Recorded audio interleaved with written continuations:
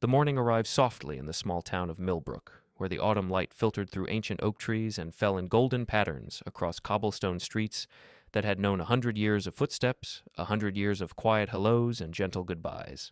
The air carried the scent of wood smoke and distant rain, that particular fragrance of October mornings when the world feels wrapped in a blanket of mist and memory, when everything moves just a little slower, just a little softer, as if the earth itself is preparing for rest.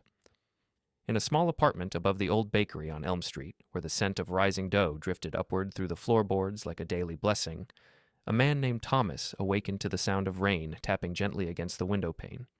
He lay there for a moment, listening to that ancient rhythm, that soft percussion that had lulled humans to sleep since the beginning of time, and he felt the familiar weight of tiredness in his bones, the kind of tiredness that comes not from a single day's work, but from years of working, years of carrying things both heavy and light, years of moving through the world with a quiet dignity that asked for nothing and expected even less.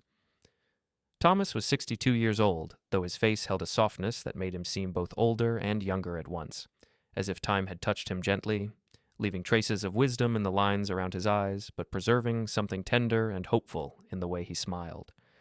His hair was silver white, combed carefully each morning with an old wooden comb that had belonged to his father, and his hands were large and weathered, the hands of someone who had worked with them every day of his adult life, hands that knew the weight of mop handles and the texture of worn cotton cleaning rags, hands that had scrubbed floors until they gleamed like still water under moonlight. He rose slowly from his narrow bed, the springs creaking softly beneath him, a sound as familiar as his own breathing, and he moved to the small kitchen where a kettle waited on the stove. The apartment was humble but clean, everything in its place, everything cared for with the kind of attention that comes from having very little and cherishing what you have. The morning light came through the lace curtains his late wife Emma had made 20 years ago, her fingers moving patiently through the delicate work, her voice humming old songs while she worked. And that light fell across the worn wooden table where Thomas ate his meals alone now, where he sometimes sat in the evenings with a book borrowed from the library, reading by lamplight until his eyes grew heavy and sleep called him gently home. He made his tea slowly, carefully, measuring the leaves into the chipped porcelain pot that Emma had loved, pouring the water when it was just the right temperature, not quite boiling, waiting for the steam to rise in soft curls that reminded him of breath, of life, of the simple miracle of warm things on cold mornings. While the tea steeped, he stood by the window and watched the rain fall on Elm Street, watched the few early risers hurrying past with umbrellas and newspapers tucked under their arms, watched the baker below opening his shop, switching on the lights that made the storefront glow like a lantern against the gray morning. Thomas had worked as a janitor at the Millbrook estate for 15 years now, ever since Emma had passed and he'd needed something to fill his days, something to give structure to the hours that otherwise stretched out like empty rooms in an abandoned house. The estate was the grandest property in town, a sprawling mansion set on 12 acres of manicured gardens and ancient trees, with a circular driveway and marble fountains and windows that caught the sunset and held it like captured gold. It belonged to the Ashford family, who had made their fortune in textiles generations ago and had lived in Millbrook ever since, their name on the library and the hospital wing and the small museum downtown. The work was steady and quiet, which suited Thomas just fine. He arrived each morning at 6 o'clock before the family was awake, and he moved through the great rooms with his cart of supplies, his mop and bucket, his soft rags and gentle cleansers. He polished the mahogany banisters until they glowed, swept the marble floors until they reflected the light from the chandeliers above, cleaned the tall windows so the garden views remained unobstructed and clear. He worked quietly, invisibly almost, the way good janitors do, present but unnoticed, essential but rarely acknowledged. The Ashfords were not unkind, exactly, but they were distant in the way that wealthy people sometimes are, moving through their lives in a sphere that rarely intersected with the lives of those who cleaned their floors and tended their gardens. Mrs. Victoria Ashford, the matriarch, was a tall woman in her early 70s, with carefully styled gray hair and an expression of perpetual mild concern, as if she were always worried about some small social detail that might not be quite right. Her son, Richard Ashford, ran the family business now and lived at the estate with his wife Clarissa and their 2 teenage children, Olivia and Brandon. Richard was a busy man, always on his phone, always rushing somewhere, his suits perfectly tailored and his shoes polished to a mirror shine. He rarely spoke to Thomas, except to nod absently when they passed in the hallways, a nod that acknowledged presence but not personhood, a nod that said, "Yes, you exist, but barely, and only at the periphery of my awareness." Clarissa was similar, though she sometimes offered a tight smile when Thomas held a door open for her, a smile that never quite reached her eyes, a smile that was more habit than genuine warmth. The children, Olivia and Brandon, had inherited their parents' sense of superiority without the thin veneer of politeness. They were 17 and 15, respectively, moving through the house with the careless confidence of people who had never wanted for anything, who had never questioned their place in the world or imagined that their place might be anything other than exactly where they were, at the top, looking down. But Thomas didn't mind. He had learned long ago that people's treatment of him said more about them than it did about him, and he moved through the estate with a quiet grace, a peaceful acceptance of his role, taking satisfaction in work well done, in floors that shone, in rooms that smelled of lemon oil and fresh air. He found beauty in small things, the way morning light fell across the library shelves, the sound of rain on the conservatory glass, the soft weight of clean linens in his arms as he carried them up the back stairs. His routine was simple and soothing. After his morning tea, he would put on his uniform, navy blue work pants and a gray button-down shirt, both clean and pressed, because Thomas believed that dignity had nothing to do with the cost of your clothes and everything to do with how you carried yourself. He would lace up his comfortable work boots, the ones with cushioned soles that made the long days more bearable, and he would walk the 8 blocks to the estate, rain or shine, enjoying the quiet of early morning, the town still sleeping, the world soft and hushed and full of possibility. At the estate, he would let himself in through the service entrance, hang his jacket on the hook that had become his over the years, and begin his work. He cleaned the kitchen first, wiping down the marble countertops and the gleaming appliances, emptying the trash, mopping the floor until the tiles reflected his movements like a still pool. Then he would move through the dining room, the living room, the library, each space receiving his careful attention, his gentle touch.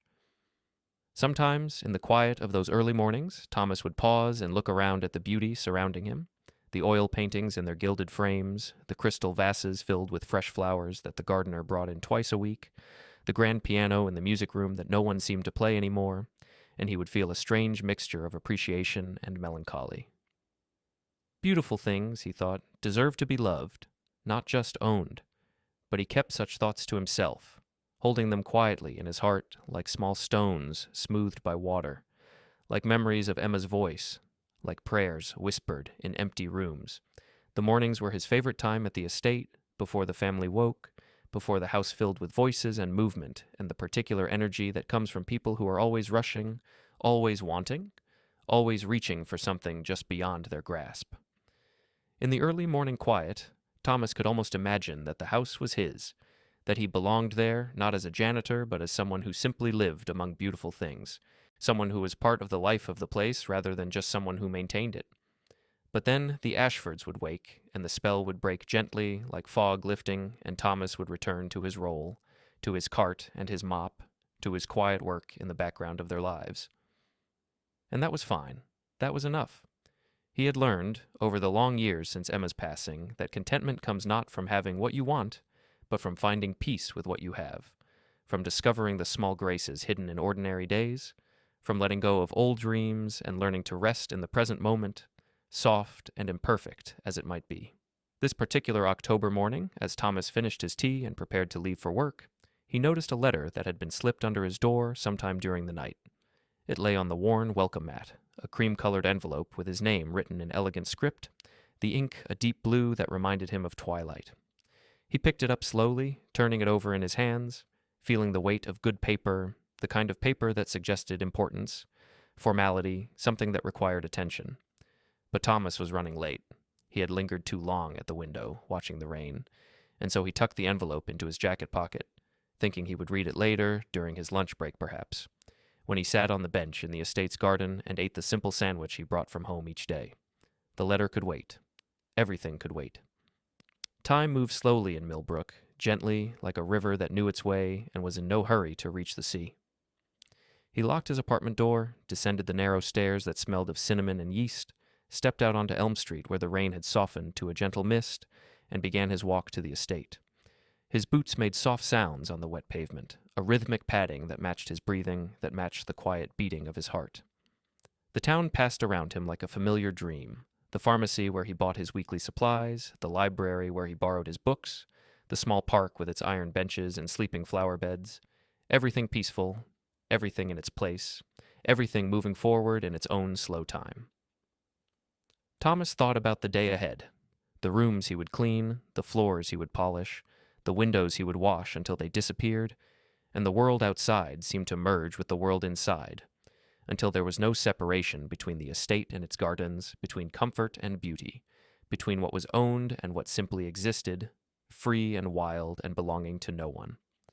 He thought about these things as he walked, and his thoughts were soft and meandering, like the mist, like the morning, like the gentle pull toward rest that already lived somewhere deep in his bones, waiting for evening, waiting for the moment when he could return to his small apartment and his narrow bed and let sleep carry him away to wherever.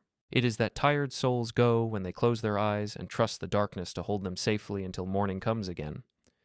The weeks that followed settled into a familiar pattern, each day much like the one before, and Thomas moved through his work with the steady rhythm of someone who had found, if not happiness exactly, then at least a quiet acceptance of his life's current shape. The autumn deepened around Millbrook, the leaves turning from green to gold to russet, falling in soft spirals that carpeted the ground and made walking feel like moving through layers of time, through seasons past and seasons yet to come. At the estate, subtle changes had begun to occur. Small shifts in the atmosphere that Thomas noticed the way one notices a change in the weather before the first drops of rain fall. The Ashford family had always been somewhat dismissive of him, yes, but lately their treatment had taken on a sharper edge, a quality that felt less like indifference and more like active disdain, though still wrapped in the kind of polite coldness that wealthy people use to maintain distance without appearing overtly cruel. It started with small things. Clarissa had taken to leaving notes on his cleaning cart, written in her precise handwriting on expensive stationery. The library windows have streaks. Please redo.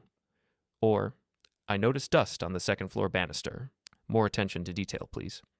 These notes appeared several times a week, always polite in their wording but sharp in their implication, that Thomas's work was insufficient, that he was not quite meeting standards, that he needed correction.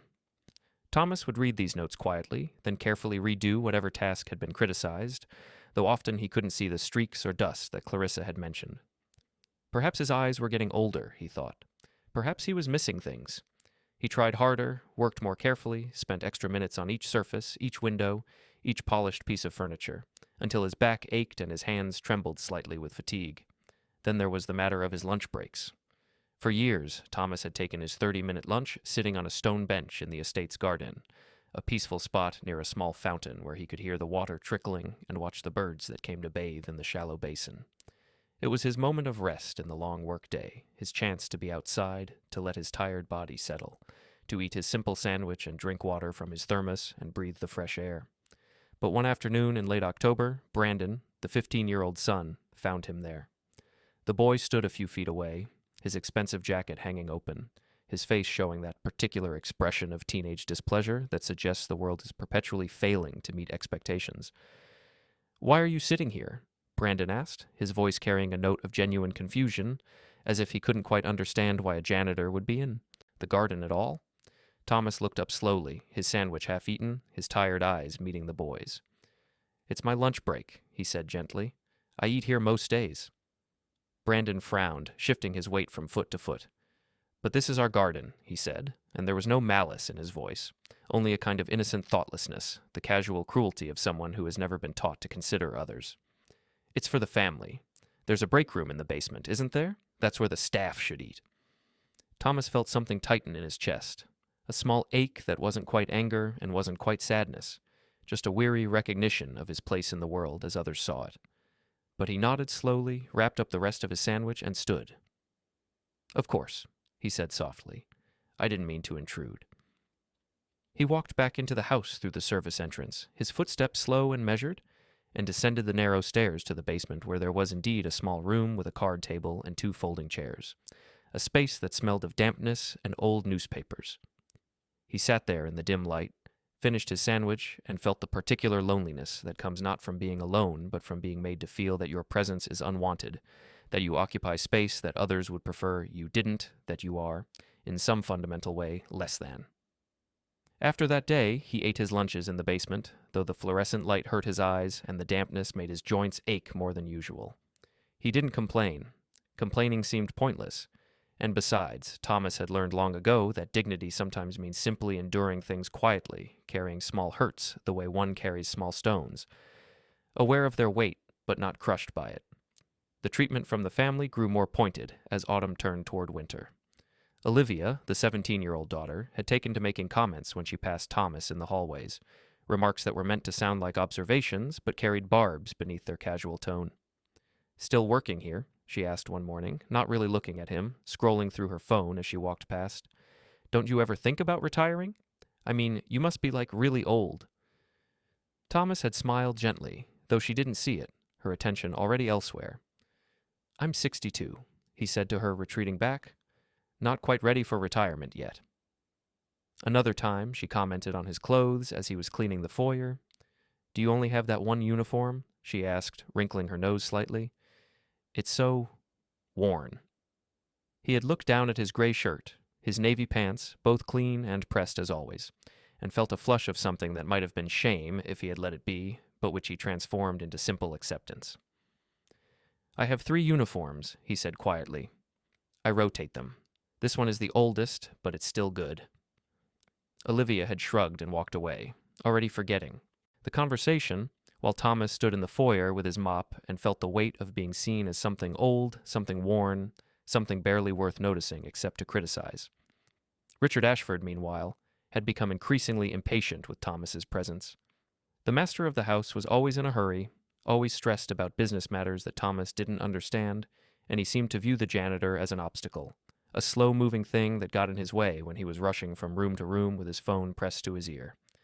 "Move, please," Richard would say, not rudely exactly, but with the tone one might use with a piece of furniture that had been left in the wrong place, and Thomas would step aside, pressing himself against the wall, making himself as small as possible while Richard swept past, trailing the scent of expensive cologne and agitation. Once, when Thomas was cleaning the library and Richard wanted to retrieve some documents, the businessman had stood in the doorway, his expression showing clear irritation. "How long is this going to take?" he asked, tapping his watch. "Just a few more minutes," Thomas had replied gently.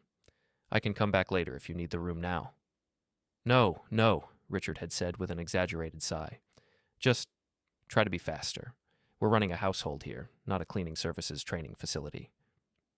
Thomas had nodded and worked as quickly as he could, feeling the man's impatience like a physical pressure in the room, like a change in the weather, like the moment before thunder when the air grows heavy and expectant. When he finally finished and pushed his cart toward the door, Richard didn't acknowledge him, didn't say thank you or even nod, just immediately moved to the desk and began shuffling through papers as if Thomas had never existed at all. But the most difficult change came from Mrs. Victoria Ashford herself.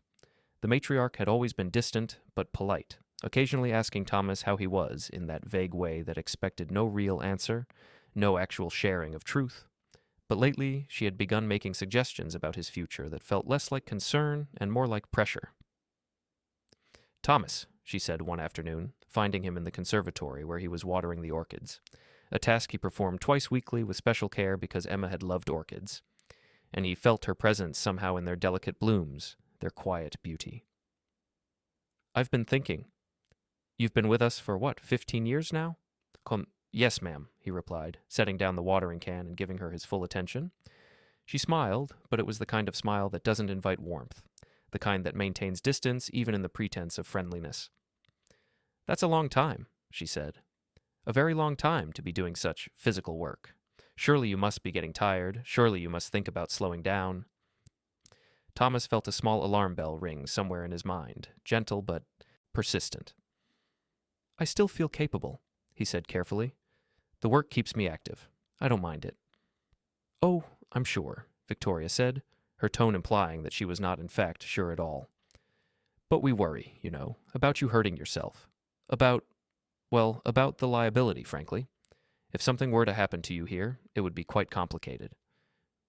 She left the thought hanging in the air between them, soft as the mist from the orchid sprayer, but heavy with implication. Thomas understood. They were considering letting him go. Not immediately, perhaps, but soon. They were preparing the ground, softening the blow, making it seem like a concern for his welfare when really it was about convenience, about not wanting an old man moving slowly through their beautiful rooms, about wanting someone younger, faster, less visible in his slowness. "I understand," Thomas said quietly, though his heart had started beating faster. A small flutter of anxiety that he tried to breathe through, tried to let pass over him like water. "I'll certainly think about it." Victoria nodded, satisfied that her message had been delivered, and left the conservatory trailing the scent of her perfume, leaving Thomas alone with the orchids and his growing worry about what would happen if he lost this job, this steady income that paid for his small apartment and his simple meals and the books he borrowed from the library and the tea he drank each morning while watching the light change on Elm Street. That evening, walking home through the early winter darkness, Thomas felt the full weight of his situation settling on his shoulders. He was 62, not young anymore, with no family to help him, no savings to speak of beyond a small emergency fund that would last perhaps 3 months if he were very careful. Emma had left medical bills when she died, and he had paid them dutifully, honorably, even though it had taken years and left him with nothing extra, nothing cushioning him against the uncertainties of life. If he lost this job, what would he do? Other janitorial positions would be hard to find at his age.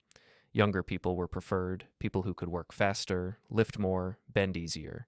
And Millbrook was a small town with limited opportunities. He might have to leave, move to a bigger city where he knew no one, where everything would be strange and frightening and expensive. These worries circled in his mind like birds returning to roost, settling heavily in his thoughts as he climbed the stairs to his apartment. Inside, the small space felt even smaller than usual, the walls seeming to press in slightly, the silence more complete.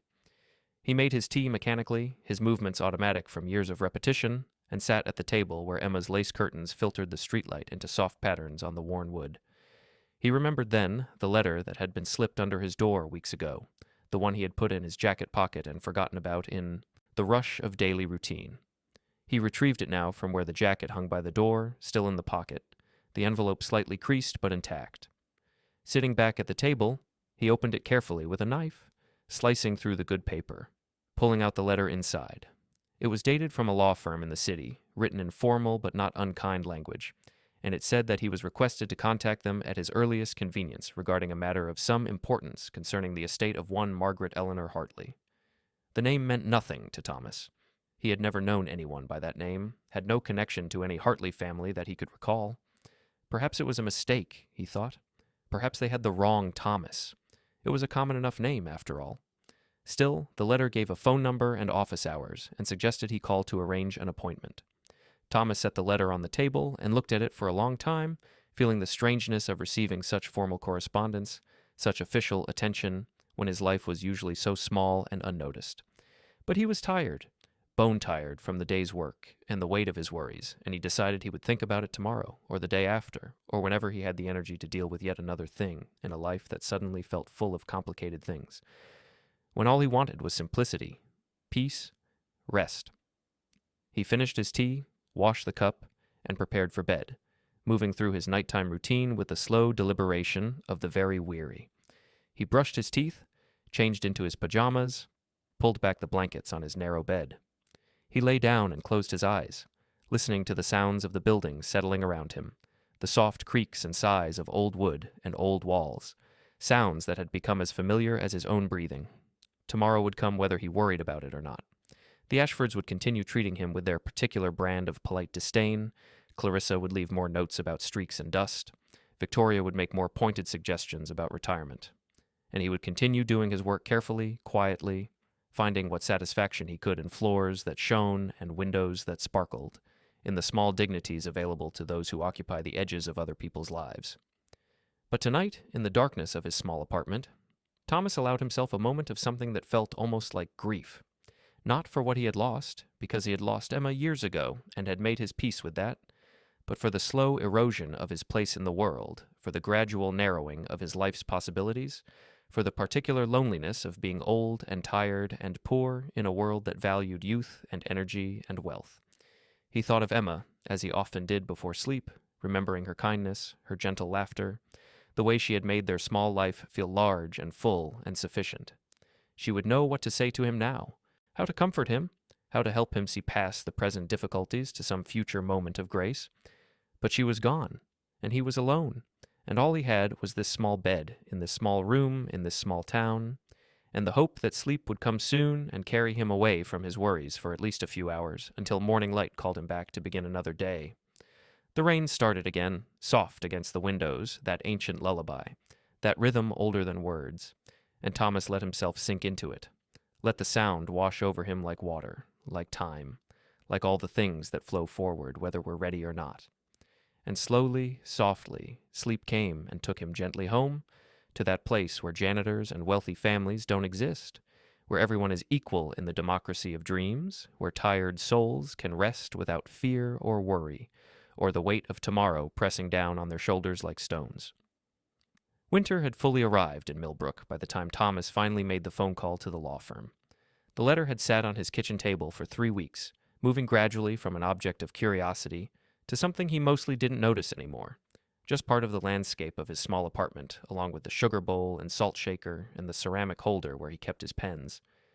But on a particularly difficult Friday, a day when Clarissa had left 3 separate notes criticizing his work, when Richard had nearly knocked his cleaning cart over in his hurry to get somewhere, when Victoria had mentioned retirement again, more pointedly this time, Thomas came home feeling more tired than usual, more discouraged, and he sat at his table with his evening tea and found himself staring at the envelope, at the elegant script of his own name, and thinking that perhaps the universe was trying to tell him something, sending him this mysterious letter just when his life felt most uncertain. So he picked up his phone, an old flip phone that served his simple needs, and dialed the number on the letterhead. A receptionist answered, her voice professional but warm, and when Thomas explained who he was and that he was responding to their letter, she put him through to an attorney named Margaret Chen, who spoke with a gentleness that immediately put Thomas at ease. "Mr. Thomas Hartwell," she said, and Thomas noticed that she used his full name, the name on his birth certificate that he rarely heard because everyone just called him Thomas. "Thank you so much for calling. I've been hoping to hear from you. I represent the estate of Margaret Eleanor Hartley, and there are some matters we need to discuss. Would you be able to come to our office? I think it would be better to talk in person." "I work during the day," Thomas said slowly, "but I could come on a Saturday if that's possible." "Of course," Ms. Chen replied. "How about this coming Saturday at 10 o'clock? Would that suit you?" They made the arrangement, and when Thomas ended the call, he felt a strange mixture of curiosity and apprehension swirling in his chest. Who was Margaret Eleanor Hartley? Why would her estate have anything to do with him? Perhaps it was a mistake, after all. Perhaps they would realize when he arrived that they had confused him with someone else, someone more important, someone with connections to people who left estates. Saturday arrived with that particular quality of weekend mornings, when even the light seems different, softer somehow, less urgent than weekday light. Thomas dressed carefully in his one good outfit, gray slacks and a navy sweater, both old but clean and respectable, and took the bus to the city, watching the familiar landscape of Millbrook give way to the broader streets and taller buildings of the urban center. The law office was in a handsome brick building downtown, and the lobby had marble floors that Thomas noticed professionally, noting their shine, the way they'd been cared for. He took the elevator to the 3rd floor and found the suite number he'd been given, where a receptionist welcomed him and offered him coffee or tea. He accepted tea gratefully and sat in the waiting room, his hands folded in his lap, feeling very small and out of place among the leather furniture and law books and quiet efficiency. Ms. Chen came out to greet him within minutes. She was a woman in her early 40s, with kind eyes behind wire-rimmed glasses and a manner that suggested she genuinely cared about her clients, that the law for her was not just business, but a way of helping people navigate difficult moments. She shook Thomas's hand warmly and led him to her office, a comfortable room with windows overlooking the city and photographs of mountains on the walls. "Mr. Hartwell," she began once they were settled, "I want to start by asking you about your family history. Do you know anything about your father's side of the family?" Thomas felt surprise ripple through him. His father? He hadn't thought about his father in years. "Not much," he said slowly. "My parents separated when I was very young, maybe 3 or 4 years old. My mother raised me alone. She told me my father's name was William Hartwell, but I never knew him. Never met him that I can remember. My mother said he left and never came back." Ms. Chen nodded gently, making notes on a legal pad. "And your mother? She passed away?" "Yes, about 10 years ago," Thomas said quietly. "She lived a simple life. We didn't have much, but she was a good mother. Kind. Hard-working." I have no doubt, Ms. Chen said softly. Then she leaned forward slightly, her expression becoming more focused. Mr. Hartwell, I need to share some information with you that may come as quite a surprise. The woman whose estate I'm representing, Margaret Eleanor Hartley, was your aunt. Your father's sister. She passed away 3 months ago at the age of 84. Thomas felt the words land somewhere in his chest, but couldn't quite process their meaning. An aunt? He had an aunt he'd never known about? Ms. Chen continued gently. Your father, William, came from a prominent family, the Hartleys. They owned several properties in this region, including significant land holdings. But William was, well, from what I understand, he was something of a rebel. He didn't want the life his family had planned for him. He left home in his early 20s, cut ties with his family, and lived on his own terms. That's when he met your mother. I didn't know any of this, Thomas said, his voice barely above a whisper. My mother never talked about it. She just said he was gone. Your mother may not have known much herself, Ms. Chen said. William didn't share his background with many people. When he left your mother and disappeared from your life, he essentially vanished. The family tried to find him over the years, but without success. He had changed his name, moved around. It wasn't until after his death, which occurred about 15 years ago, I'm sorry to say, that the family was finally able to trace what had happened to him. Thomas absorbed this quietly. His father had died 15 years ago. He'd been alive all that time, somewhere, living his own life while Thomas worked and married Emma and cleaned floors and never once wondered if the man who had abandoned him was still in the world.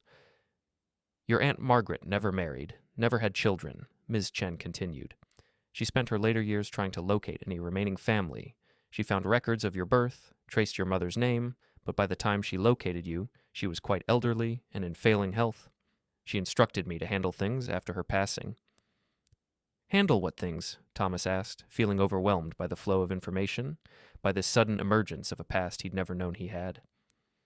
Ms. Chen smiled gently. Mr. Hartwell, your aunt left her entire estate to you. You're her sole heir. The words seemed to float in the air between them, not quite landing, not quite making sense. Thomas stared at the attorney, trying to understand what she was telling him. I don't understand, he said finally. What does that mean? It means, Ms. Chen said patiently, that you've inherited a substantial amount of property and assets. The main holding is a 12-acre estate called Hartley Manor, located just outside of Millbrook.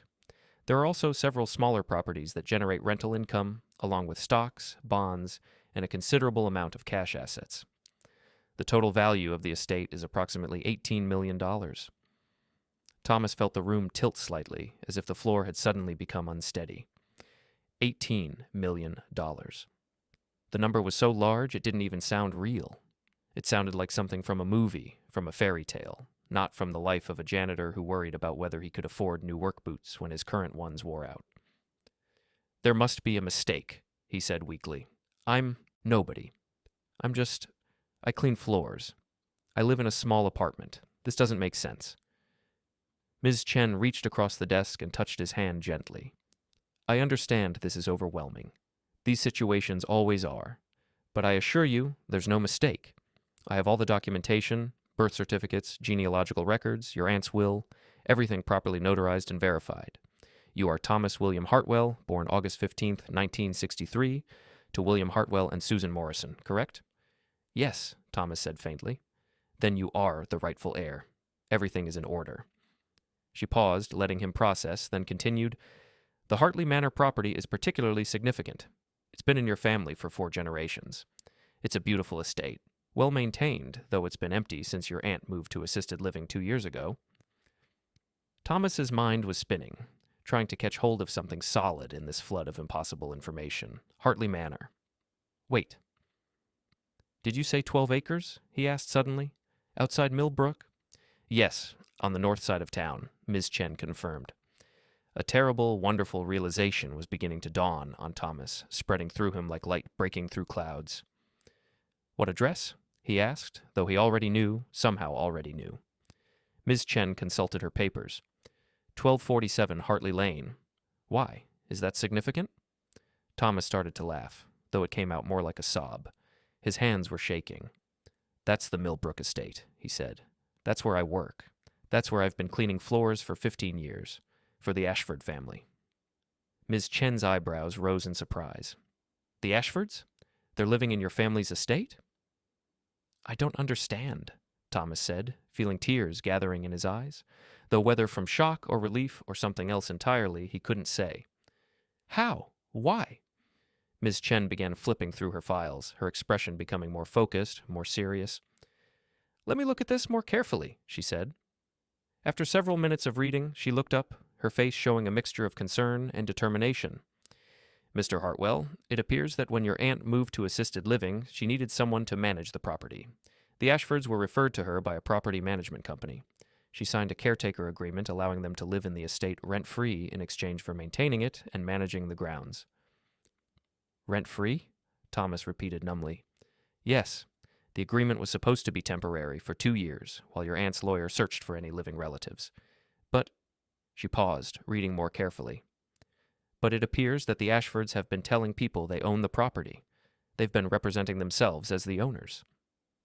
Thomas thought about all the times he'd heard the family refer to our estate, our garden, our home. He thought about Brandon telling him the garden was for the family, about the way they moved, through the rooms, with absolute ownership, absolute authority. They don't know, he said quietly. They don't know it's not theirs. Or they do know, and have been hoping to claim it through adverse possession, Ms. Chen said, her tone sharpening. Though that wouldn't work in this case. The timeline is wrong, and your aunt's will supersedes any such claim. Either way, Mr. Hartwell, that is your property. You own it. And the Ashfords are currently living in it without proper authority. Thomas sat back in his chair, feeling as if the entire world had rearranged itself in the span of a single conversation. Everything he thought he knew about his life, about his place in the world, had been built on incomplete information. He wasn't just a janitor with no family and no prospects. He was Thomas William Hartwell, heir to the Hartley estate, owner of the very property where he had been cleaning floors and eating lunch in the basement and trying to make himself invisible. What do I do? He asked, looking at Miss Chen with desperate hope. What happens now? She smiled at him with genuine warmth. Now, she said, we need to make sure you understand all your options. We need to properly transfer all the assets into your name, which will take a few weeks of paperwork, and we need to address the Ashford situation.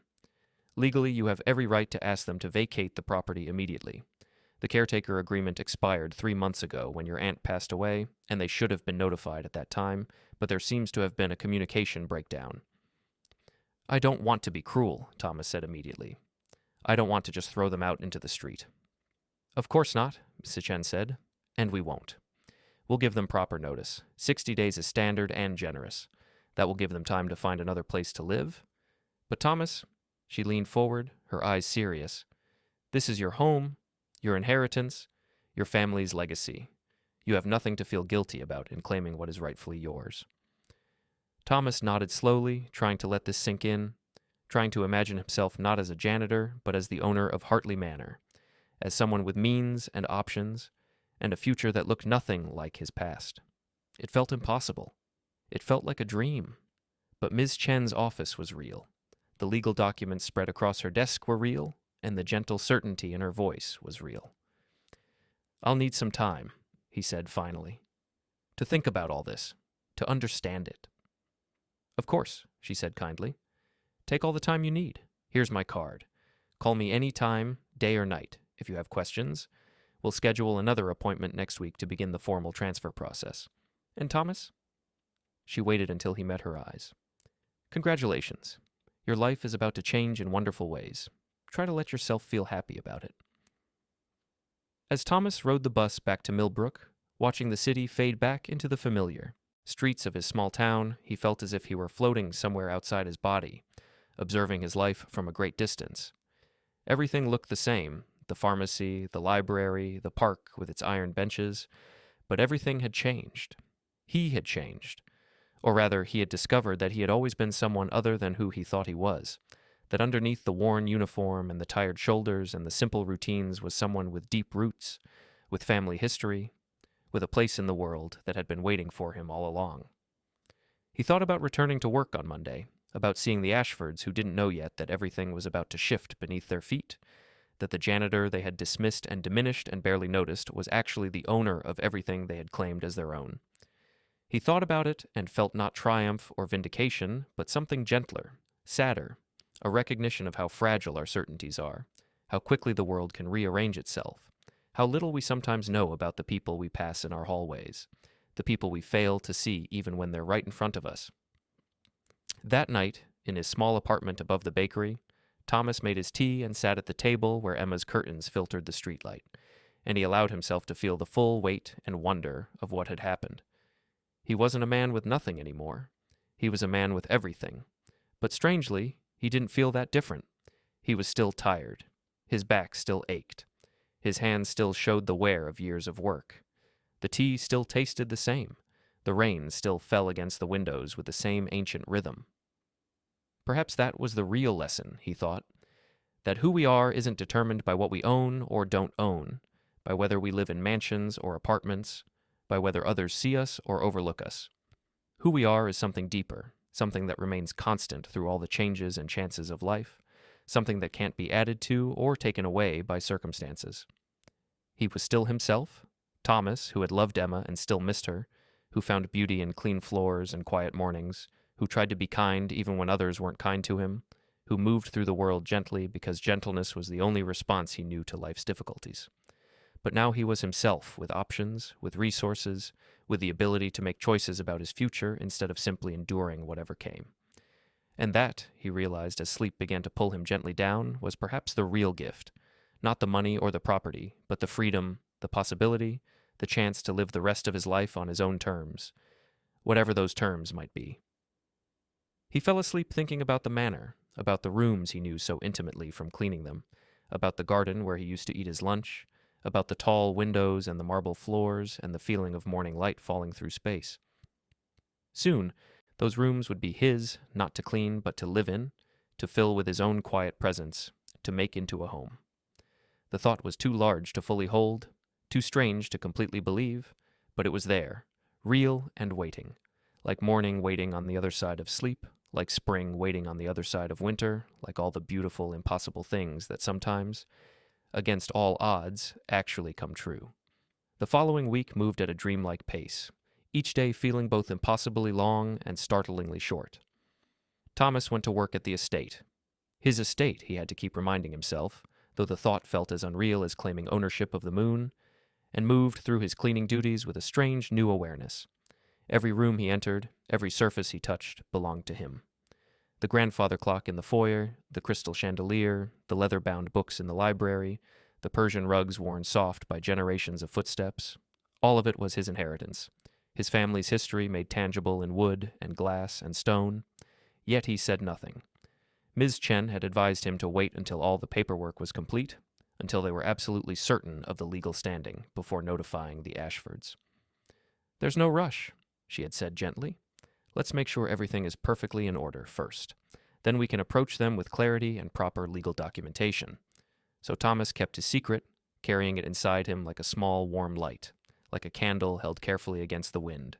And strangely, the Ashfords' treatment of him felt less hurtful now. When Clarissa left a note about dust on the mantelpiece, Thomas read it with a kind of gentle detachment, thinking, "This is actually my mantelpiece." When Richard brushed past him impatiently in the hallway, Thomas stepped aside and thought, "This is actually my hallway."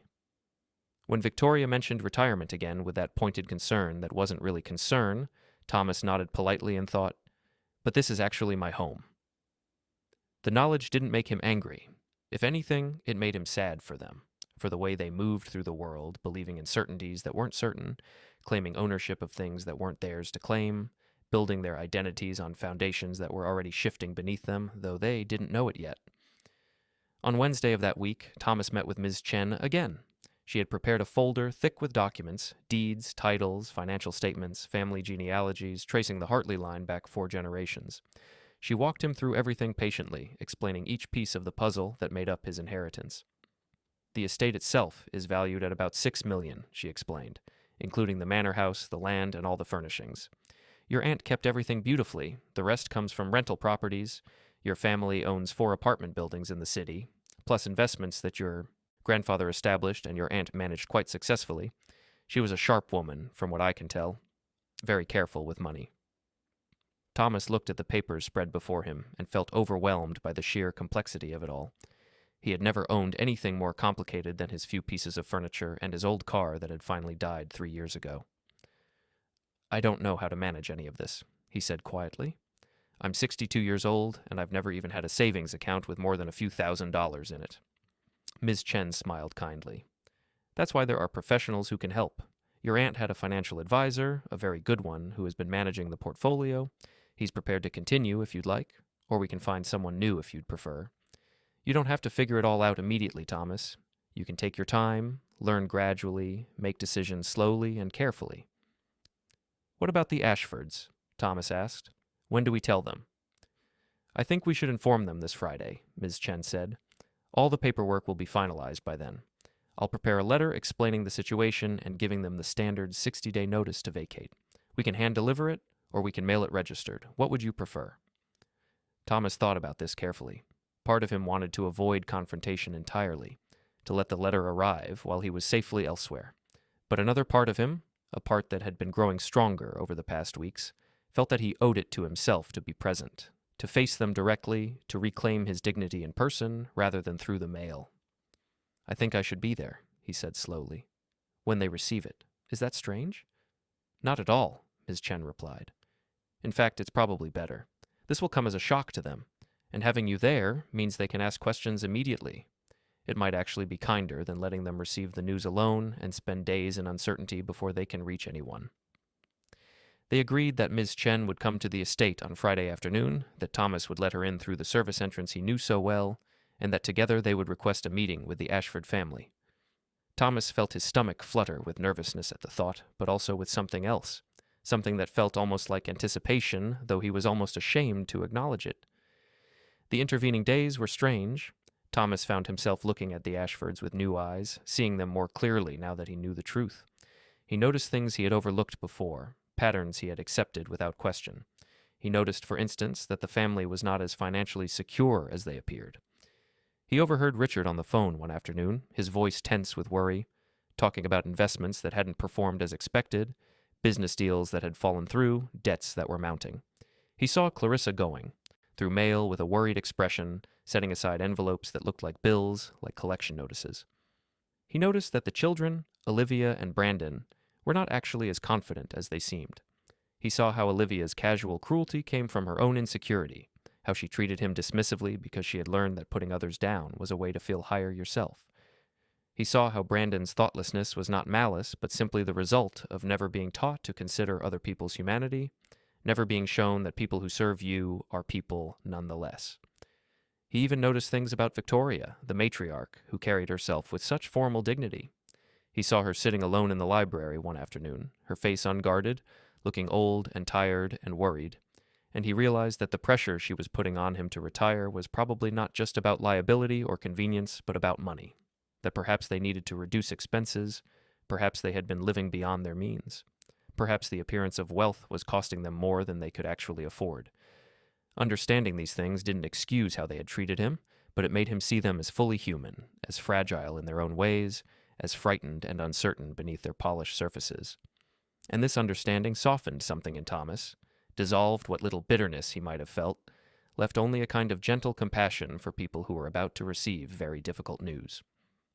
Friday arrived with clear, cold December sunshine, the kind of light that makes everything look sharp-edged and crystalline. Ms. Chen arrived at precisely 2 o'clock, as planned, and Thomas met her at the service entrance. She was carrying a briefcase and looked every inch the professional attorney, but her smile for Thomas was warm and encouraging. "Ready?" she asked. Thomas took a deep breath, feeling his heart beating faster. "Yes," he said. "I think so." They walked through the servants' hallways together, hallways Thomas knew so well he could navigate them in darkness, and emerged into the main part of the house through the door near the library. Thomas led Ms. Chen to the drawing room, a formal space the Ashfords used when they had guests, and then went to find the family. He found them scattered throughout the house. Richard was in his study, on the phone as usual. Clarissa was in the morning room, working on her laptop. Victoria was in her private sitting room, reading. The children were upstairs in their rooms. Thomas went to each of them in turn, speaking quietly, respectfully, saying only that there was an attorney here to speak with the family about an important matter regarding the property, and could they please gather in the drawing room. The faces he saw ranged from confusion to annoyance to worry, but they all came, assembling gradually in the drawing room where Ms. Chen waited, professional and composed. When everyone was present, Thomas stood near the doorway, feeling both present and invisible, both central and peripheral to what was about to happen. Ms. Chen introduced herself gracefully, her voice calm and clear. "Thank you all for taking the time to meet with me. I know this is unexpected, and I'll be as brief and clear as possible. I'm here regarding the ownership of this property, which you know as the Millbrook estate, but which is legally registered as Hartley Manor." Richard frowned, his businessman instincts immediately alert. "I don't understand. We've been living here for 2 years. We have an agreement with the owner." "Yes," Ms. Chen said gently. "You had a caretaker agreement with Margaret Eleanor Hartley, the previous owner. That agreement expired 3 months ago when Mrs. Hartley passed away, at which point the property transferred to her sole heir, as stipulated in her will." Victoria leaned forward, her expression sharp with sudden anxiety. "What heir? Margaret told us she had no family. That's why the property management company suggested we might eventually be able to purchase the estate ourselves once the legal matters were settled." Ms. Chen's voice remained gentle but firm. Margaret did have family, though she had been searching for him for some years. Her nephew, her brother's only child, her sole living relative. "Who is," she paused, turning slightly to look at Thomas. "Thomas William Hartwell, whom you know as your janitor." The silence that fell over the room was absolute and profound, like the silence of snow falling, of the world holding its breath. Every face turned toward Thomas, and he saw shock ripple across each of them. Disbelief, confusion, denial, the desperate scramble to make sense of impossible information. "That's ridiculous," Richard said finally, though his voice lacked conviction. "There must be some mistake. He's just—" He didn't finish the sentence, but everyone heard what he didn't say. Just a janitor? Just a cleaning man? Just someone insignificant, invisible, impossible to imagine as the owner of anything, let alone this estate worth millions. Ms. Chen opened her briefcase and removed a folder. "I have all the documentation here. Birth certificates, genealogical records, Mrs. Hartley's will, property deeds. Everything has been verified and certified. Mr. Hartwell is the legal owner of this entire property, and has been since Mrs. Hartley's death 3 months ago." She handed the folder to Richard, who took it with numb hands and began flipping through the pages, his face growing paler with each document. Clarissa moved to look over his shoulder, her expression shifting from skepticism to dawning horror. Victoria sat very still, her composure cracking slightly, her eyes moving from the papers to Thomas's face and back again, as if trying to reconcile these two impossible realities. Olivia spoke up, her teenage voice sharp with defensiveness. "But he's been cleaning our floors. He's been eating lunch in the basement. He works for us." "No," Ms. Chen said, her tone gentle but corrective. "He never worked for you. He has been employed by a janitorial service that the property management company hired. You never employed him directly, and now that Mr. Hartwell has taken possession of his inheritance, that arrangement is obviously changing." Thomas cleared his throat softly, and everyone's attention swung back to him. He felt exposed standing there. But he also felt something new rising in him, not anger or triumph, but simply the need to speak his truth, to be seen finally as himself. "I didn't know," he said quietly, "about any of this. I only found out last week when I finally contacted the attorney's office. I had no idea my family owned this property. I certainly never imagined I would inherit it." He paused, looking at each of them in turn. "I've been working here for 15 years, cleaning the floors, taking care of things, trying to do good work. And you never really saw me. Not as a person, not as someone with a history, a life, feelings. I was just the janitor." Clarissa's face had gone completely white. "Oh my God," she whispered. "All those notes I left you, all those times I criticized your work, and all along—" "You were criticizing the owner of the house for not cleaning it well enough," Ms. Chen finished gently. Brandon, the 15-year-old, suddenly spoke up, his voice cracking slightly. "I told you not to sit in the garden. I said it was our garden, but it was your garden the whole time." Thomas nodded slowly. "Yes, but you didn't know. None of you knew, and I don't blame you for that. I'm not here to punish anyone or to be vindictive. I'm just here to claim what's mine, to live in my family's home, to finally have a place of my own." Richard was still staring at the documents, shaking his head slightly. This can't be happening. This is insane. You're a janitor. You live above a bakery. You eat sandwiches out of a paper bag. How can you possibly be the heir to millions of dollars? The same way you can be living in a house you don't own while thinking you're wealthy and secure, Thomas replied, and there was no cruelty in his voice, only a kind of sad truthfulness. Circumstances can change quickly, Mr. Ashford. Who we appear to be isn't always who we actually are. Ms. Chen spoke again, steering the conversation back to practicalities. Mr. Hartwell is not asking you to leave immediately. We're providing 60 days' notice, which is both legally appropriate and generous under the circumstances. That should give you adequate time to find new accommodations. The property must be vacated by February 15th. You'll find all the details in this letter. She handed a formal envelope to Richard, who took it mechanically, still looking stunned.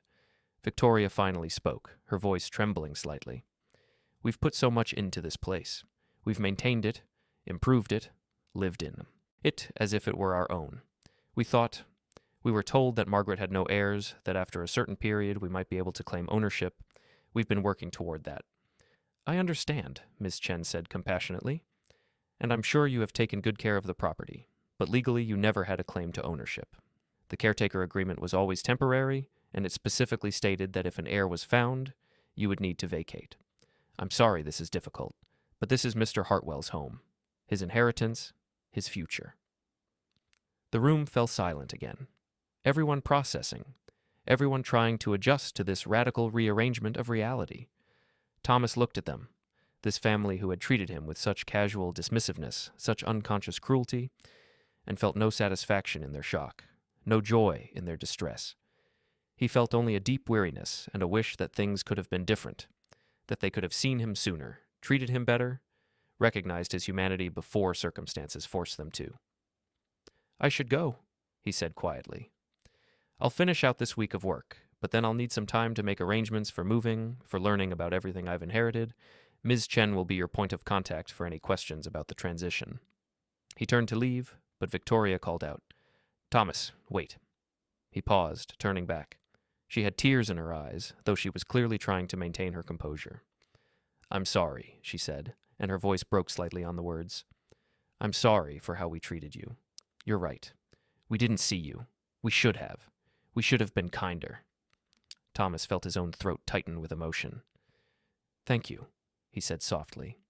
I accept your apology. Clarissa spoke up, her voice barely above a whisper. I'm sorry, too.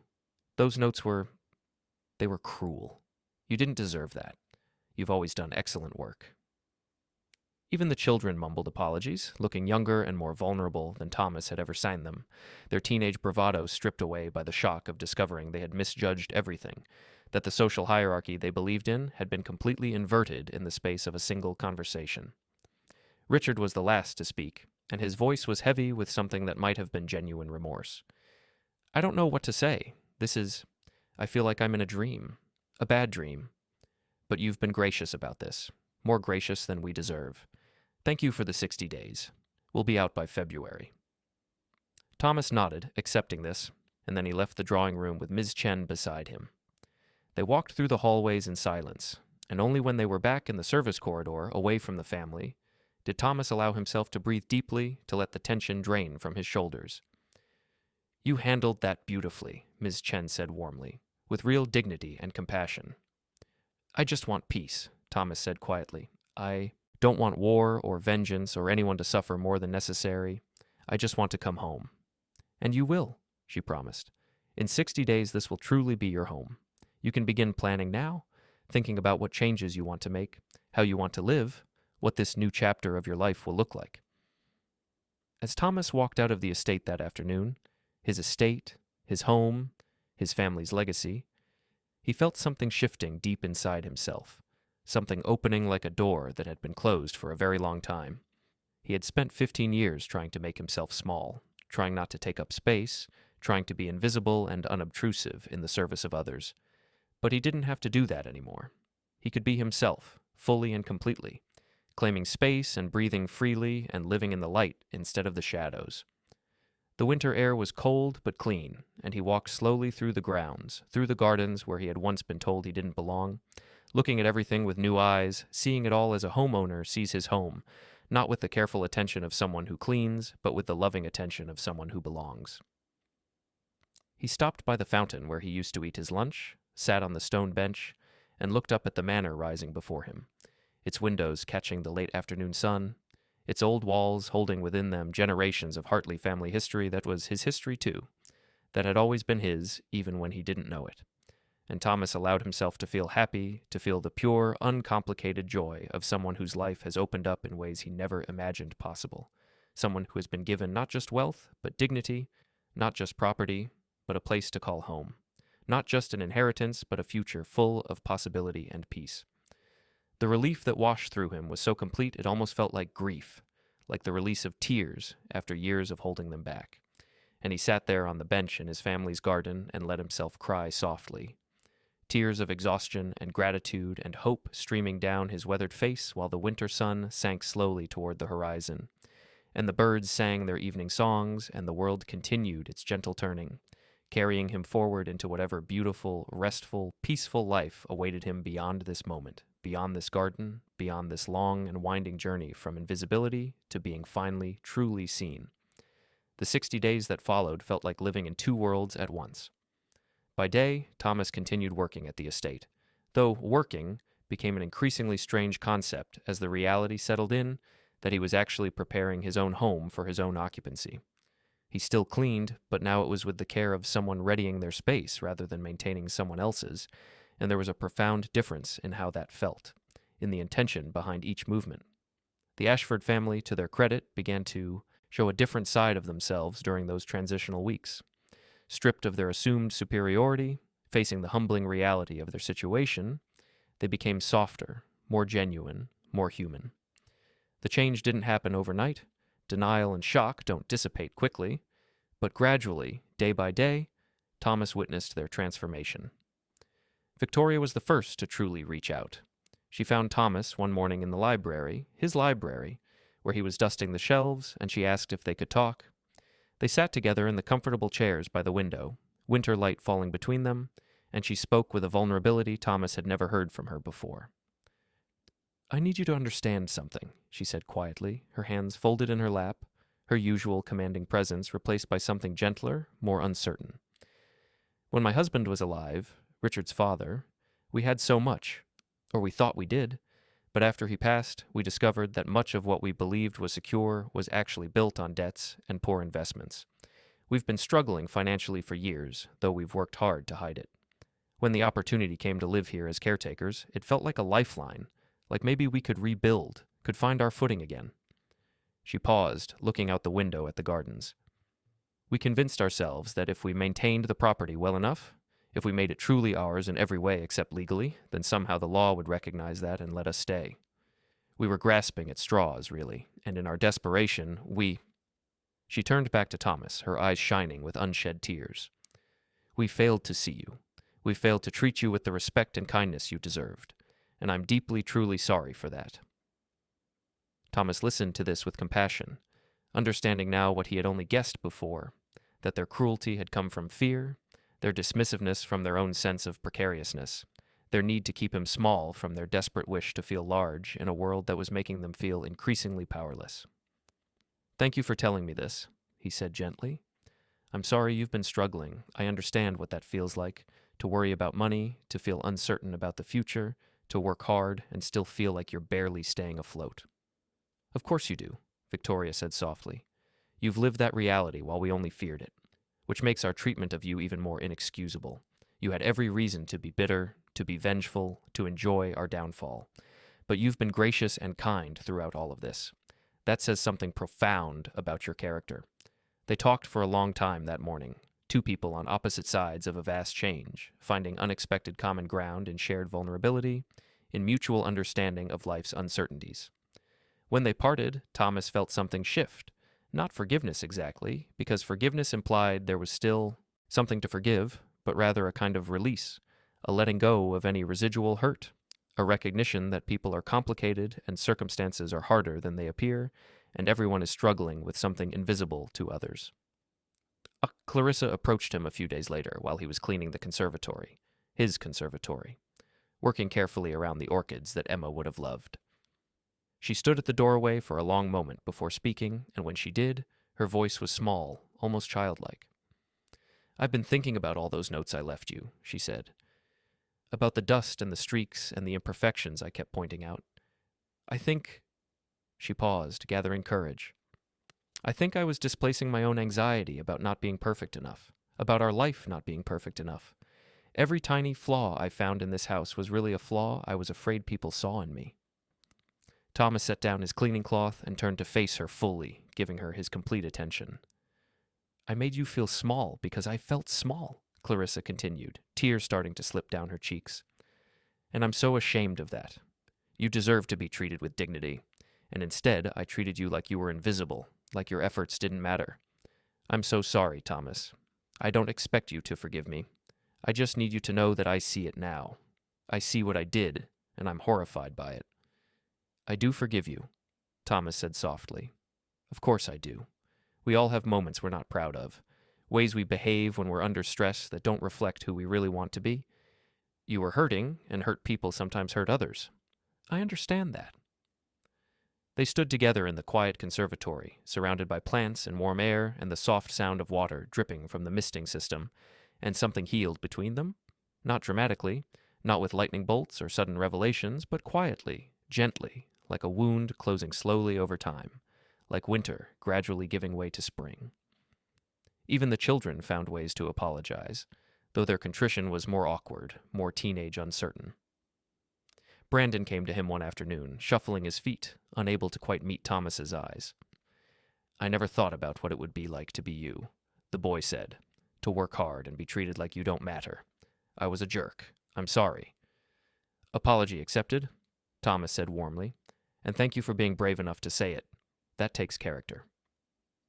Olivia's apology came in the form of a letter, slipped under his apartment door one evening. In it, she wrote about how she had been taught to measure worth by external things, money, status, appearance, and how discovering that the janitor was actually wealthy had broken her understanding of how the world worked. "I thought I knew who mattered and who didn't," she wrote in her careful handwriting. "But I was wrong about everything. I'm sorry for the things I said, for the way I looked past you instead of seeing you. You've taught me something important about not judging people based on what they seem to be." Thomas kept the letter on his kitchen table for days, reading it occasionally and feeling moved by her honesty, by her willingness to question the beliefs she'd been raised with. If nothing else good came from this situation, at least these young people were learning that human worth isn't determined by job titles or bank accounts, that dignity belongs to everyone regardless of circumstances, that the people we might be tempted to dismiss often carry depths we can't imagine. Richard was the hardest to reach, the most resistant to transformation. His pride had been wounded most severely, and pride dies slowly, reluctantly, fighting all the way. But even he eventually softened. One evening, as Thomas was preparing to leave for the day, Richard asked if they could talk privately in the study. The room was lined with books and smelled of leather and wood polish, scents Thomas knew intimately from cleaning there hundreds of times.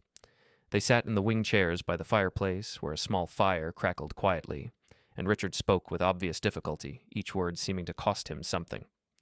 "I built my whole identity on being successful," he said, staring into the fire. "On providing for my family, on living in a beautiful home, on being someone who mattered in this community.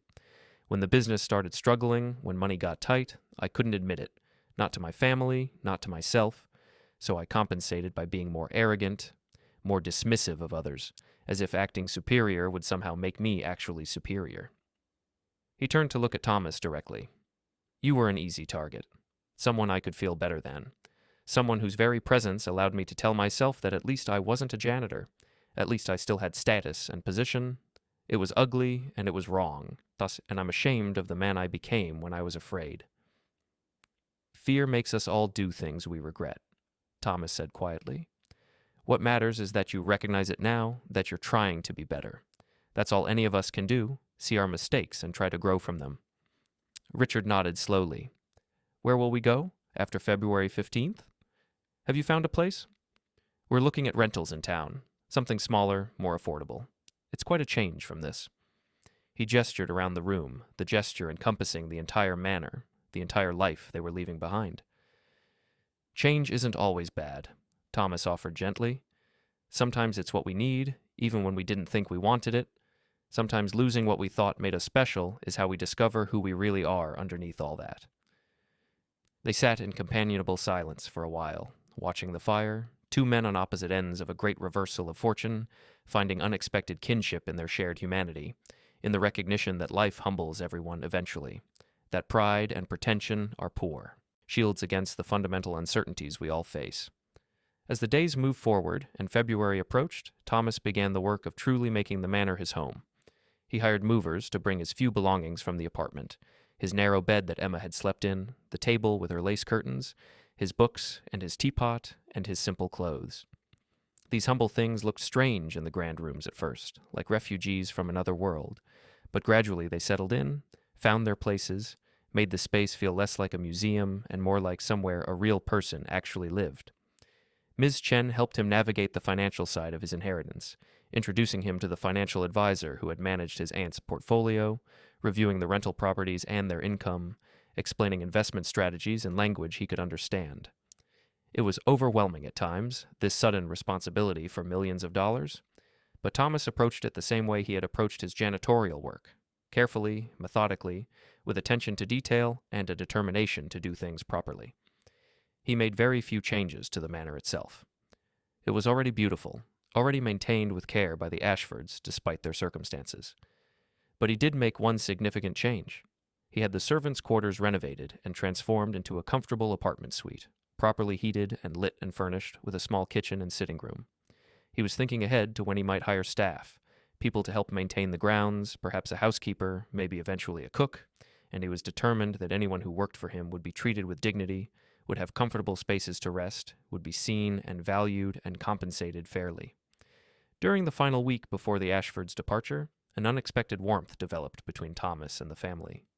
They had dinners together, Thomas cooking simple meals in the kitchen that had intimidated him when it was theirs, but felt manageable now that it was his. They talked about their memories of the house, the Ashfords sharing stories of the 2 years they'd lived there, Thomas listening and recognizing that despite everything, they had created genuine moments of happiness in this space, and those moments were real and valid even if the legal foundation was mistaken. On the day before they were to leave, Victoria organized a small gathering in the drawing room. The whole family was there, along with Ms. Chen and the property manager who had facilitated the original caretaker arrangement. Victoria stood and spoke briefly, her voice steady with emotion. "We're leaving tomorrow, but before we go, I wanted to say publicly what we've each said privately, that we're profoundly sorry for how we treated Thomas and deeply grateful for his kindness during this transition. He could have made these 60 days miserable. He could have been vindictive or cold or taken pleasure in our discomfort.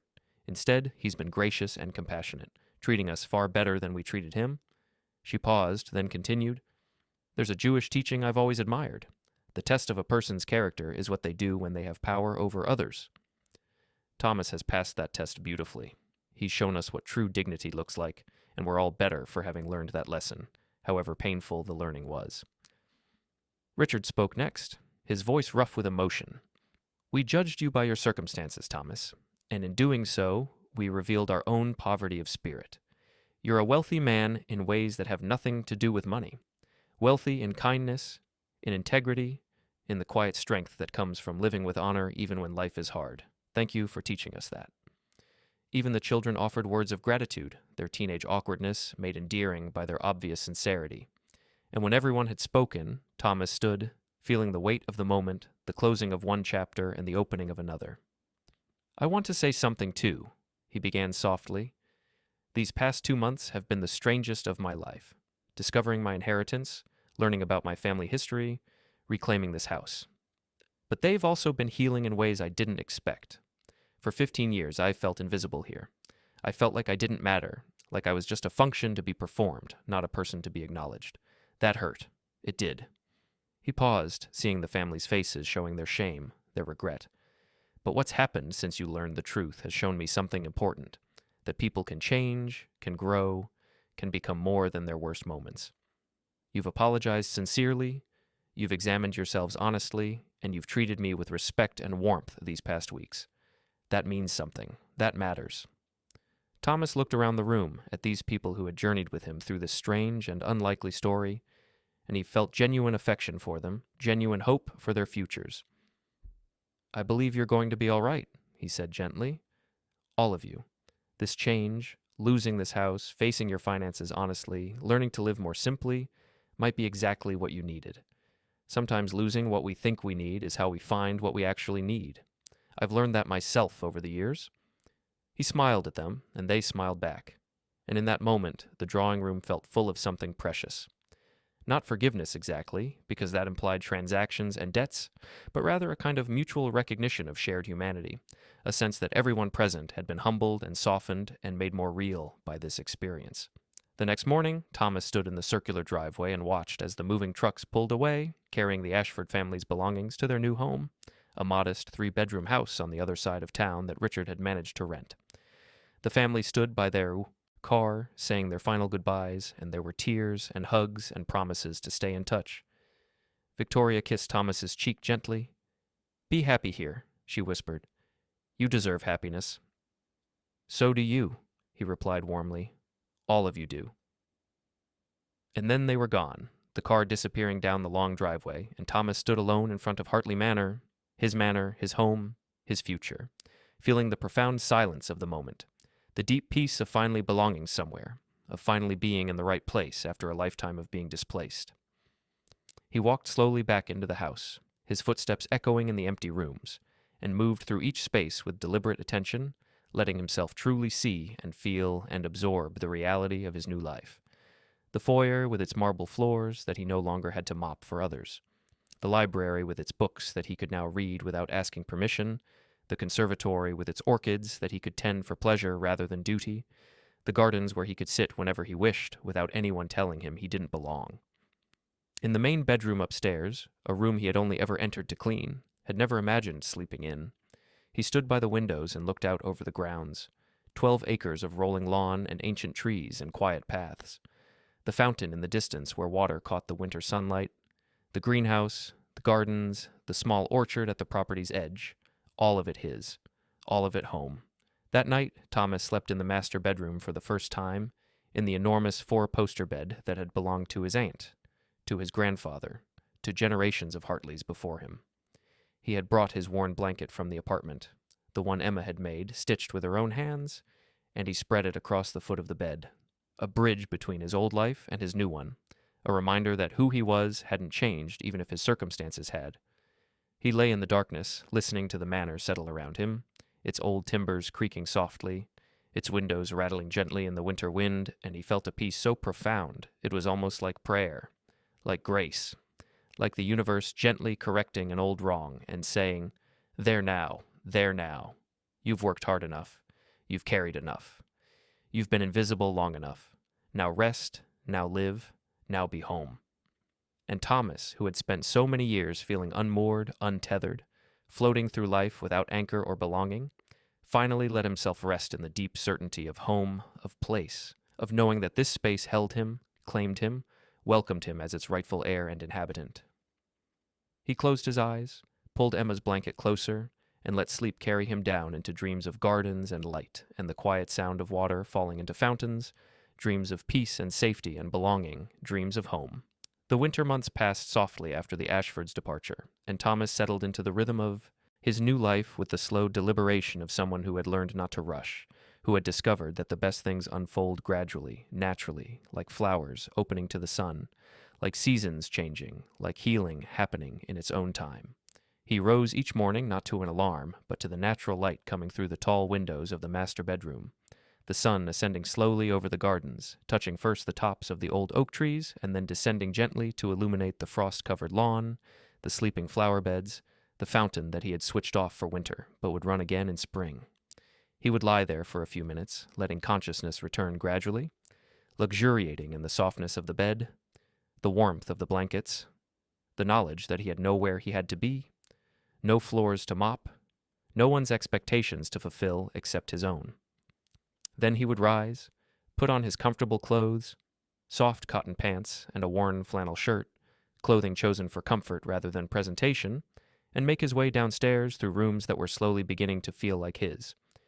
He had placed his books on the library shelves, interspersing them with the leather-bound volumes that were already there, creating a collection that spoke of both heritage and personal taste. He had hung photographs in the hallway, Pictures of Emma, of his mother, of the life he had lived before discovering his inheritance.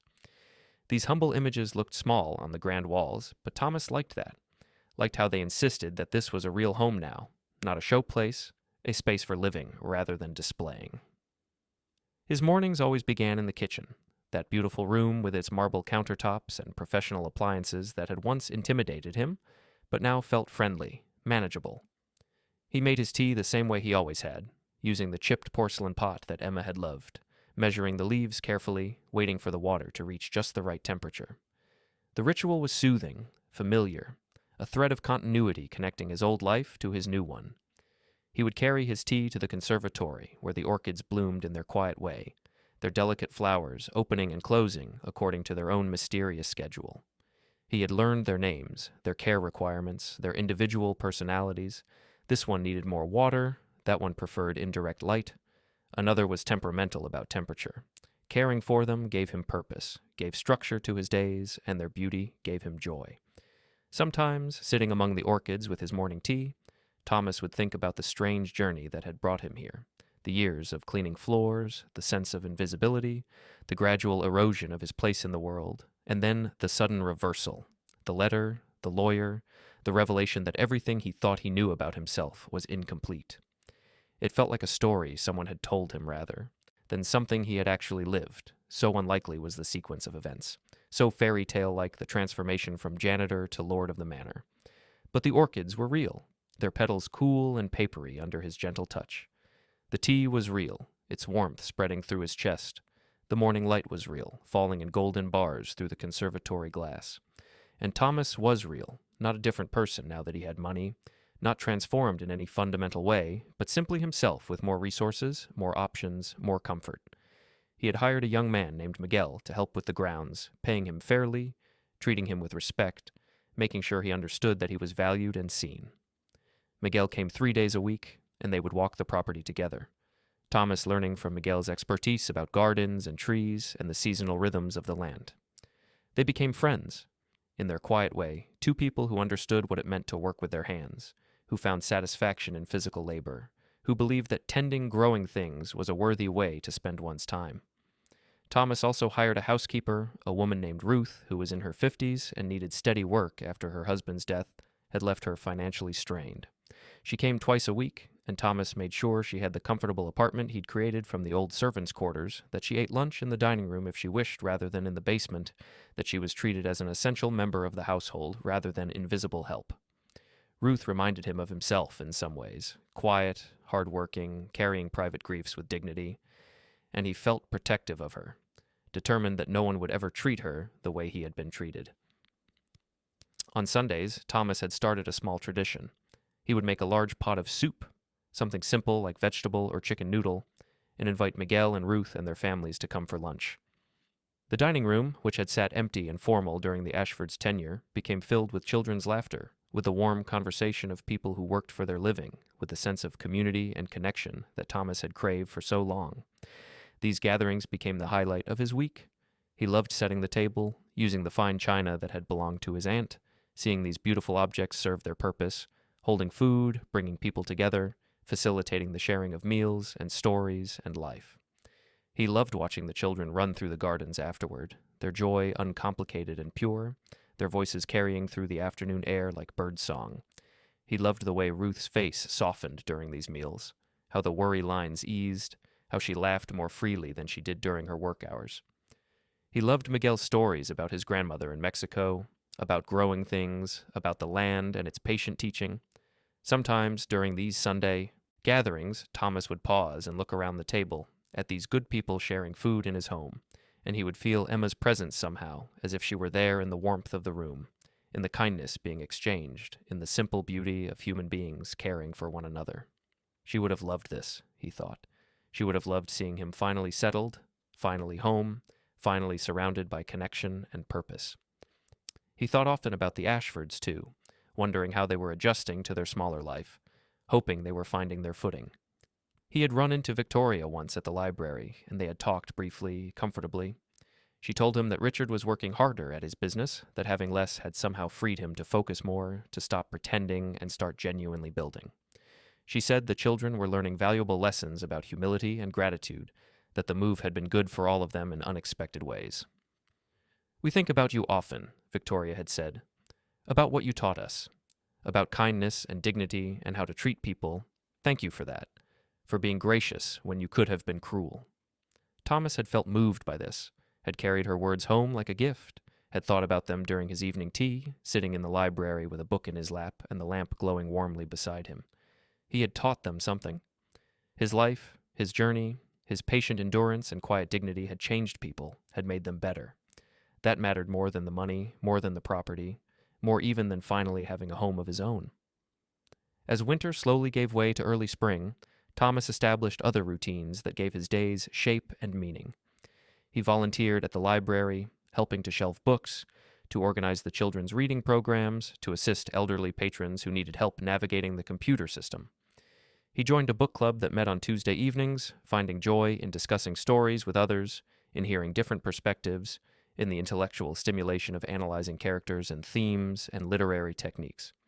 He started taking walks around Millbrook each morning after his tea, greeting shopkeepers and neighbors, no longer invisible, but recognized now as Thomas Hartwell, owner of Hartley Manor, but more importantly as Thomas, a kind man who always had time to chat, who asked about your family, who remembered details from previous conversations. He became woven into the community in ways he never had been before, and he realized that while some of this was because people treated him differently now that they knew he was wealthy, some of it was also because he carried himself differently, with more confidence, more ease, more sense of belonging. In the evenings, after dinner, simple meals he cooked himself, finding pleasure in the act of preparation, in the smells and textures of food, Thomas would often sit in the conservatory or the library, reading by lamplight, listening to the house settle around him, feeling the deep contentment of someone who has finally found their place. He had started writing, too, journaling about his life, about Emma, about the years of work and worry, about the unexpected gift of inheritance, about what it all meant. The writing was just for himself, a way of processing, a way of making sense of the strange journey he'd been on. But sometimes he thought about the Ashford children, about Olivia's letter, about how his story might help others learn the lessons they had learned, about not judging people by their circumstances, about treating everyone with dignity, about how we never know what depths someone might carry beneath their surface. The spring flowers began appearing in the gardens, crocuses pushing up through the softening soil, daffodils nodding their yellow heads in the morning breeze, the trees beginning to blur with the green of new leaves. Thomas spent hours outside, walking the property, discovering corners he hadn't explored, finding old stone walls and forgotten garden benches and a small apple orchard that was just beginning to bloom, its white flowers like snow against the blue spring sky. One warm April afternoon, Thomas was sitting on the bench by the fountain, now running again, its water catching sunlight and throwing it back in dancing sparkles, when he heard a car in the driveway. He walked around to the front of the house and found Ms. Chen getting out of her vehicle, carrying a folder. "I hope you don't mind me dropping by," she said warmly. "I have the final papers for you to sign, officially closing out your aunt's estate. Everything is fully transferred now."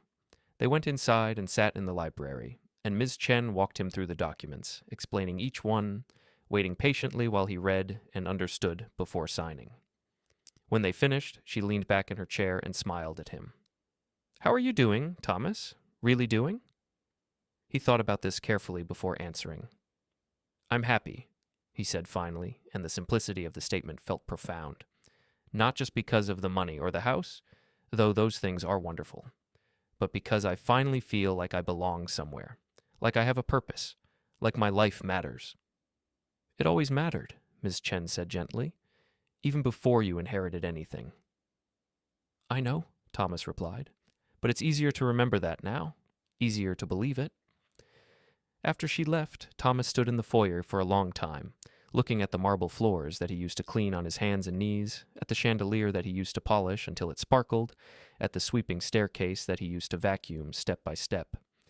He thought about all the hours he had spent in this house, invisible and overlooked, working hard at tasks that seemed to matter to no one.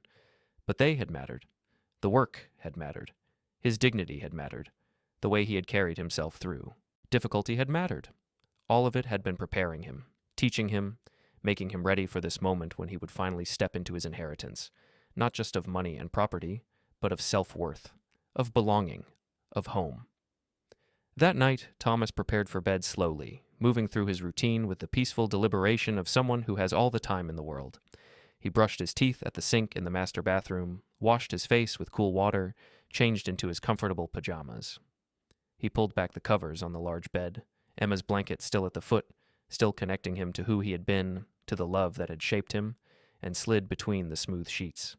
He lay in the darkness, listening to the sounds of the manor around him, the old radiators ticking as they cooled, the wind moving through the trees outside, the soft creak of timbers settling, the distant sound of the fountain, its water falling endlessly, rhythmically like a heartbeat, like breathing, like the eternal patterns of the universe doing its patient work.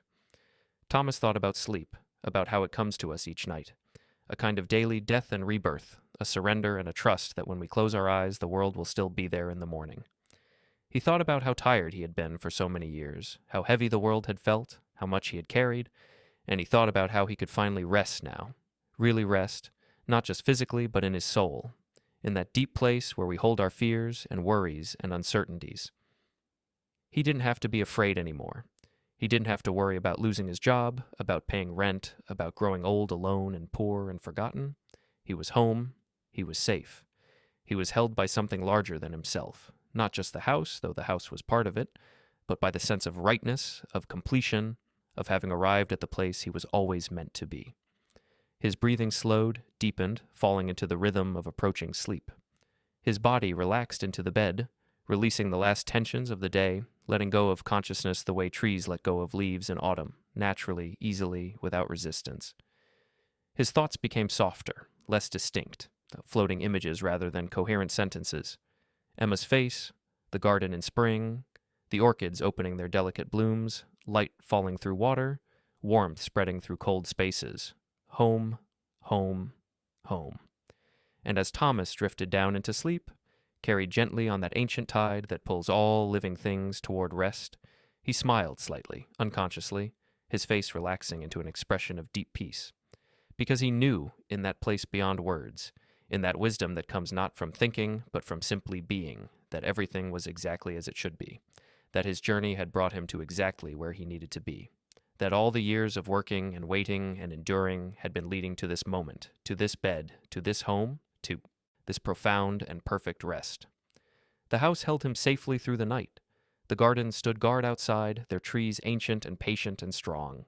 The fountain continued its eternal song, water falling and falling and falling, never stopping, never tiring, just endlessly flowing the way life flows, the way time flows, the way grace flows through the world, finding us where we are, lifting us when we fall, carrying us home when we've been wandering too long in the wilderness, and Thomas slept deeply, dreamlessly, held by the soft darkness, wrapped in warmth and safety and belonging, resting finally, completely, perfectly, like a child safe in his mother's arms, like a boat safely moored after a long voyage, like a soul arriving home after a lifetime of searching, held now, held always, held forever in the gentle embrace of peace, of home, of love, of rest.